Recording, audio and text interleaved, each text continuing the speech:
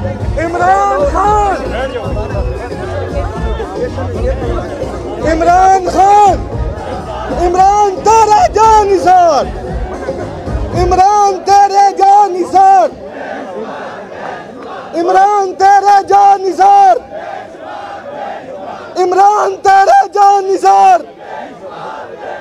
इमरान तेरे जान निसार। देखो देखो कौन आया।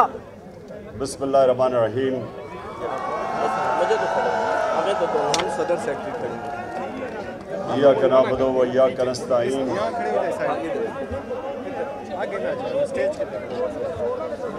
खामोश प्लीज खामोश। अल्लाह तेरी इबादत करते हैं, तेरे से मदद मांगते हैं। मैं आज सरगोदा बार एसोसिएशन प्रेसिडेंट साहब आपका शुक्रिया अदा करता हूँ। मेंबर्स जो पंजाब बार काउंसिल के आज बैठे हुए हैं 5, उन सबको खुशामदीद भी कहता हूँ, आपका गेस्ट भी हूँ और इधर आने का भी आपका खैर मकदम करता हूँ। और मेरी जो इंसाफ लॉयर्स फेडरेशन है उन सबको भी मैं आज खुशामदीद कहता हूँ। अच्छा जी, अब थोड़ी खामोशी से आपने मेरी बात सुनी, आराम से। देखिए, मैं पहले तो आपको जो अपनी 26 साल पहले मैं अब इस जद्दोजहद में आया था, जहाद में, उसका एक मकसद था, और वो जो एक बहुत बड़ा मुसलमान जहन इब्न खालदून कहता है, जिसको फादर ऑफ मॉडर्न हिस्ट्री समझा जाता है। सारी दुनिया में माना जाता है कि जो उसने मॉडर्न हिस्ट्री की जो उसकी इब्न खालदून की जो फलसफा था, वो दुनिया मानती है कि पहला इतना बड़ा अजीम हिस्टोग्राफर था। तो वो क्या कहता है? कहता है मैंने जो कुरान का मुताला किया है, तो मेरा सारा जो निचोड़ है कुरान के मुताले का वो ये है कि अल्लाह ने इंसान को जमीन पे भेजा ही एक चीज के लिए है कि मेरी जमीन पे इंसाफ कायम करो। अब ये आपने समझ जाए, थोड़ी खामोशी कीजिए, आपने जरा एक बात मेरी सुननी है गौर से। देखें, अल्लाह ने जब इंसान को अशरफुल मखलूकात बनाया, सबसे अजीम मखलूक, तो उसने ये भी कहा कि जब इंसान ऊपर जाता है, उसकी परवाज ऊपर होती है, तो फरिश्तों से भी ऊपर चला जाता है, लेकिन जब वो गिरता है तो जानवरों से भी नीचे चला जाता है। तो इंसान के माशरे में और जानवरों के माशरे में फर्क क्या है? 2 फर्क है। इंसान के माशरे में इंसानियत है, हमारे में फिक्र होती है कमज़ोर की। अगर वाकई इंसानियत का निज़ाम है, जो नबी सल्लल्लाहु अलैहि वसल्लम ने दुनिया की पहली फलाई रियासत बनाई थी मदीना में, जिधर असल में इंसानियत को आगे रखा गया। ज़कात पहली दफ़ा कॉन्सेप्ट लेके आए कि आम आदमी पैसे वालों से पैसा लो और आम आदमी के ऊपर खर्च करो, जो गरीब है उनको ऊपर उठाओ। ये बड़ा अजीम कॉन्सेप्ट था फलाई रियासत का, जो आज मुझे अफसोस से कहना पड़ता है कि स्कैंडिनेविया में अगर आप जाएं तो आपको सही माने में फलाई रियासत नज़र आती है, लेकिन शायद ही किसी मुसलमान मुल्क में वो फलाई रियासत नज़र आती है जो नबी सल्लल्लाहु अलैहि वसल्लम ने कॉन्सेप्ट दिया था मदीना में। और दूसरी, जो जानवरों से और इंसान में फ़र्क है, जानवरों के निज़ाम में इंसाफ नहीं है, ताकत की हुक्मरानी है। जो ताकतवर है उसके लिए एक कानून है, और जो बेचारा कमजोर है वो छुपता फिरता है, कोई उसकी हिफाजत करने को लिए नहीं। इंसानी माशरा होता है जिधर एक कमजोर को तहफ़्फ़ुज़ दिया जाता है, इसको कानून कहते हैं। कानून तो कमजोर को चाहिए, ताकतवर तो वैसे ही कभी कानून के नीचे नहीं आना चाहता। सिर्फ कमजोर को कानून चाहिए ताकतवर से तहफ़्फ़ुज़ लेने के लिए। सो ये मैं आपको सिर्फ इनिशियल बता रहा हूं कि मैंने जब 26 साल पहले अपनी ये स्ट्रगल शुरू की थी तो ये दो प्रिंसिपल थे, इंसाफ, इंसानियत, और तीसरा खुददारी। क्योंकि ला इलाहा इल्लल्लाह इंसान को आज़ाद कर देता है, किसी का, इंसान की और हर किस्म की गुलामी से आज़ाद कर देता है। एक हदीस है कि ला इलाहा इल्लल्लाह इंसान को गैरत देता है, किसी के सामने नहीं झुकता वो। तो ये तीन प्रिंसिपल्स थे। तो मैं आज बात सिर्फ इंसाफ का करना चाहता हूं, और मैं आपके पास इसलिए आया हूं कि मैं चाहता हूं कि आप अब मेरे साथ मिलके इस मुल्क की जो हकीकी आज़ादी की जंग है, आप मेरे साथ मिलके उस पर शिरकत करें।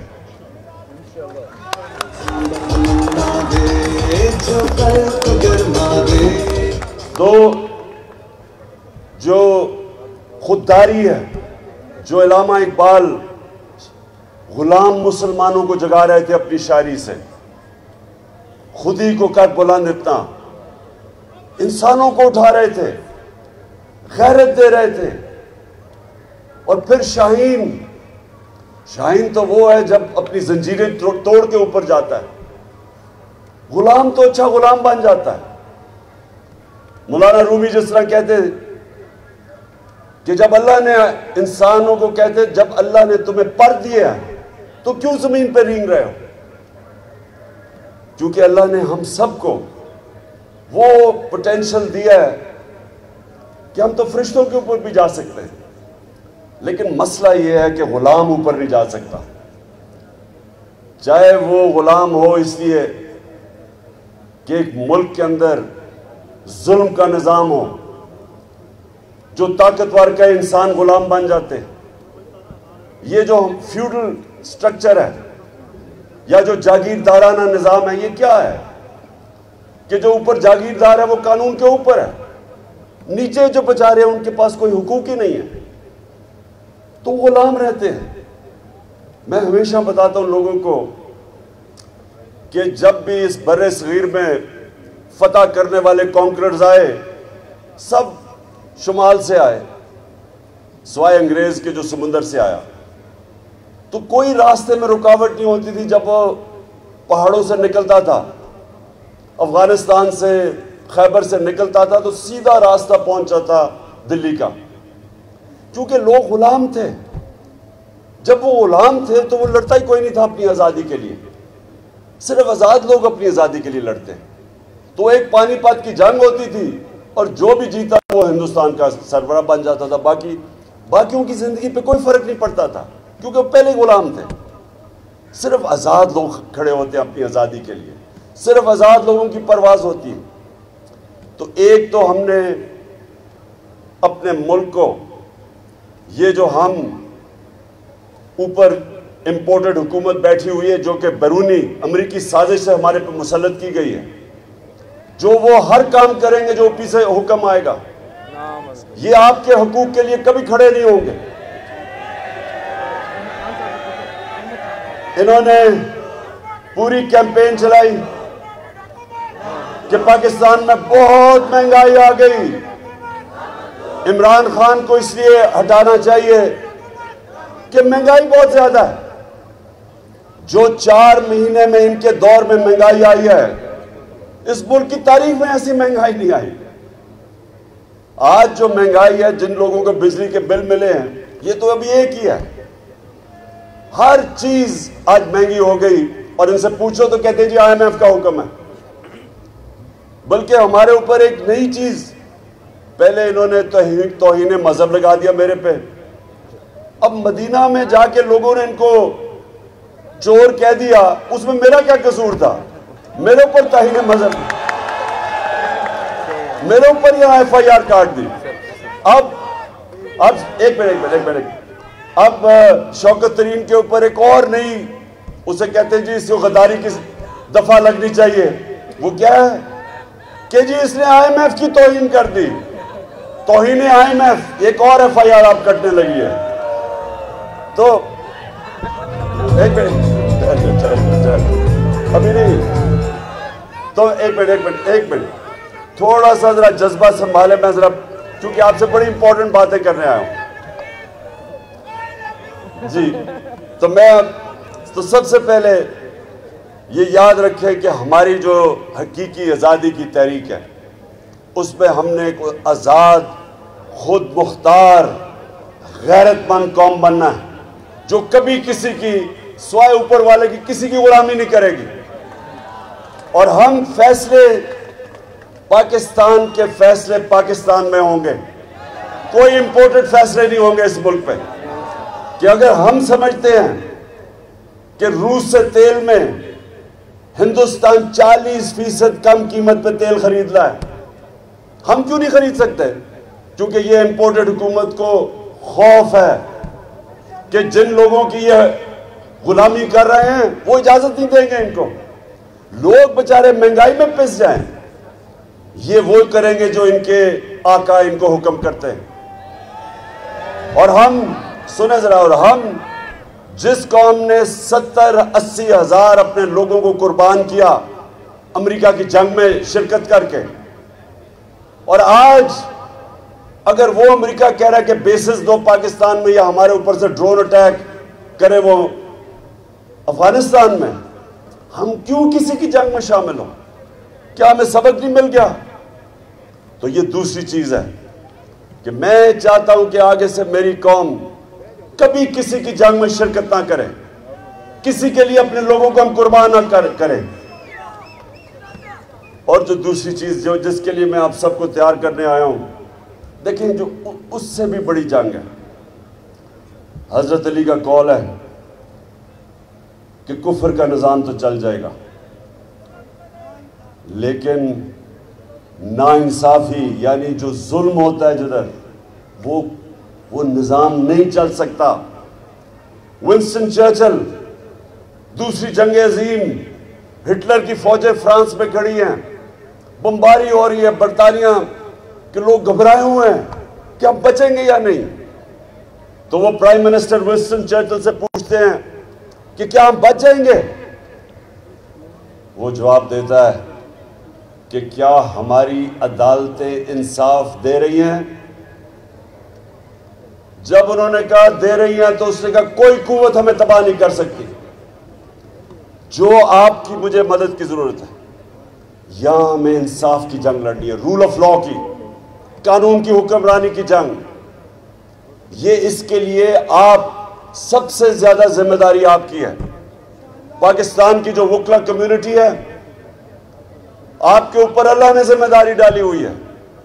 हमारी जो आखिरत में इम्तिहान होगा वो इस चीज पे होगा कि अल्लाह ने जो भी आपको नवाजा था और आपको उसने कानून का इल्म दिया है, आप बाकी लोगों से बेहतर जानते हैं कानून को, आप अदालतों में पेश होते हैं, आपसे भी वो पूछेगा कि जब पाकिस्तान में जुल्म हो रहा था, कमजोर के लिए एक कानून, ताकतवर के लिए दूसरा कानून, कमजोर चोरी करे जेल में और ताकतवर चोरी करके NRO लेके और प्राइम मिनिस्टर बन जाए।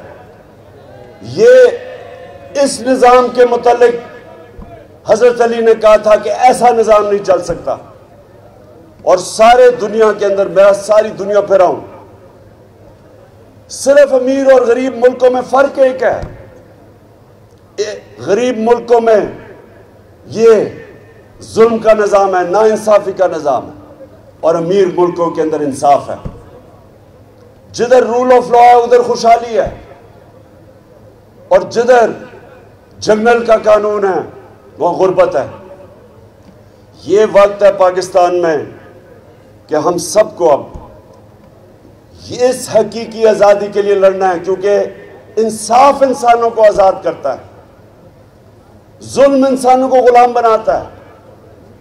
जब तक हम इस कौम, लोग, हम, आप वकला और कौम में शऊर पैदा नहीं करते कि हमने अपनी आज़ादी लेनी है इंसाफ लेके, ये हो ही नहीं सकता कि मुल्क के सारे बड़े बड़े डाकू जो 30 साल से इस मुल्क को लूट रहे हैं वो आके हमारे ऊपर बैठ जाएं और हम चुप करके भेड़ बकरियों की तरह इमरान खान को कहें अच्छा जी सलाब आ गया, इमरान खान चुप करके तस्लीम कर लो इनको। मैं इंशाअल्लाह सलाब में इन सबसे ज्यादा काम करूंगा, लेकिन तुम्हारा भी पीछा नहीं छोड़ूंगा। किसी सूरत मैं इन चोरों को तस्लीम नहीं करूंगा। और जो भी समझ रहा है कि हमें डरा के, धमका के, मीडिया का मुंह बंद करके, अच्छे सहाफियों को उनके ऊपर FIR काटे, कोई बाहर भाग जाए, डरा के धमका के मेरे ऊपर FIR या दहशतगर्दी की FIR, जो मर्जी करें आप, मैंने इन चोरों को कभी तस्लीम नहीं करना।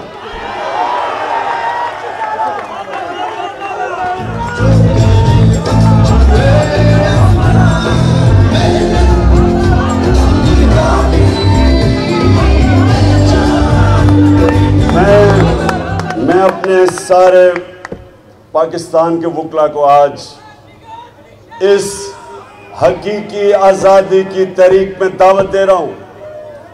आपने सब ने मेरे साथ चलना है और किसी सूरत ये जो कब्जा हुआ है, मुल्क के ऊपर कब्जा किया हुआ है, इस माफिया ने कब्जा किया हुआ है और ये इनकी जड़ें हर जगह हैं और पूरी इनकी कोशिश है कि हम किसी तरह खौफ में आके इनको तस्लीम कर लें। मैं बार बार लोगों को कहता हूं कि ला इलाहा इल्लल्लाह बुत तोड़ देता है, पैसे का बुत, लालच, खौफ का बुत जो सबसे खौफनाक बुत है, जो इंसानों को गुलाम बनाता है। खौफ फैलाया जा रहा है कि जी दहशतगर्दी में मुझे पकड़ के जेल में डाल देंगे, तौहीने वही मजहब। मदीना में तुम्हें लोगों ने शक्ल दिखाई है तुम्हारी कि तुम्हें चोर का है जो तुम हो, और मेरे ऊपर लगा दिया कि तौहीने मजहब। उसी तरह अगर इनका ख्याल है कि चैनल्स को बंद कर देंगे, सहाफियों को डरा देंगे, जो मर्जी करें, आपने मेरे साथ चलना है। और मैं ये आपको यकीन दिलाता हूं कि ये इतनी दूर नहीं है आज़ादी। कौम पहली दफा 26 साल में पहली दफा मैंने अपनी कौम को शऊर, ऐसा शऊर और बेदार देखा जो कभी पहले नहीं था। अब मैं सरगोदा बार, मैं अब आपकी बात जो आपका मुतालबा है उस पे आता हूं।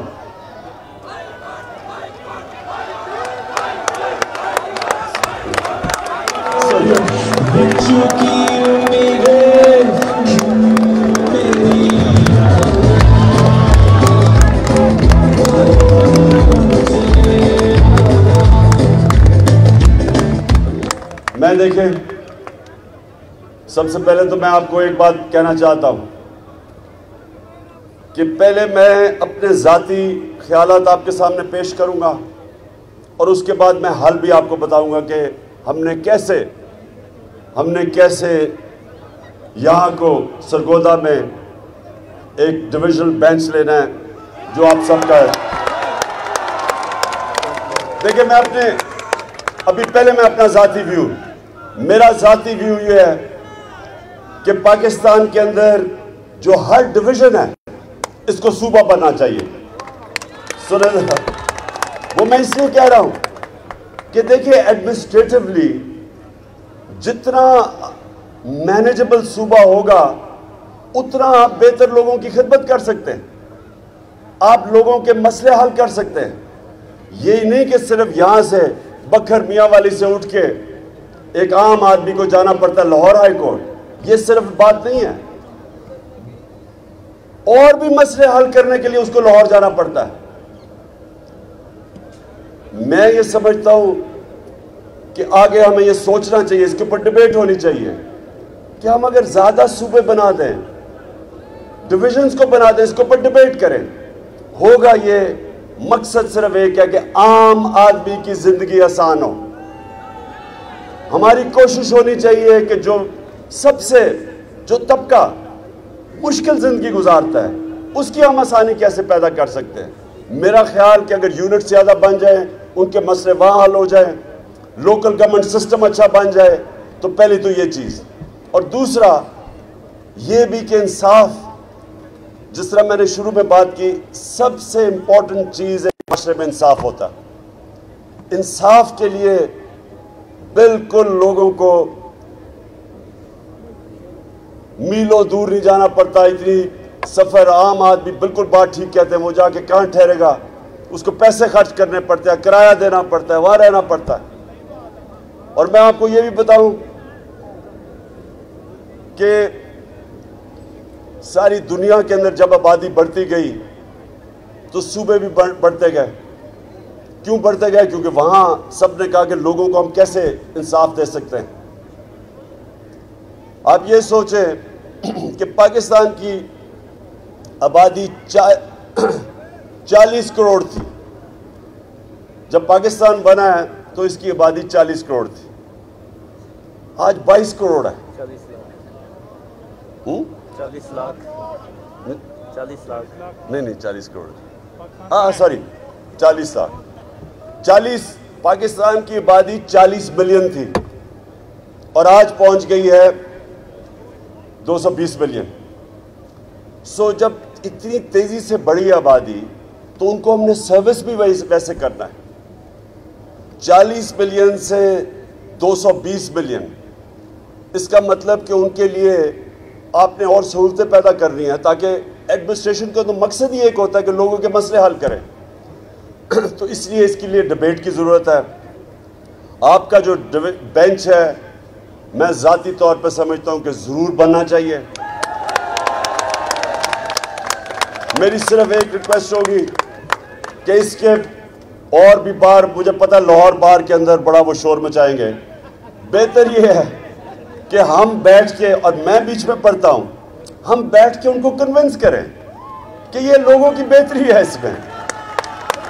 और मैं आपके साथ मिलकर उनको कहूंगा कि यहाँ लोगों की जिंदगी आसान करने के लिए और इंसाफ देने के लिए यहाँ जरूर, बल्कि हर डिवीजन में बेंच बनना चाहिए। अच्छा, अब आखिर में आपने मेरे से वादा करना है कि आपने सबने मेरे साथ पाकिस्तान की हकीकी आज़ादी की तहरीक में शामिल होना है। पाकिस्तान जिंदाबाद।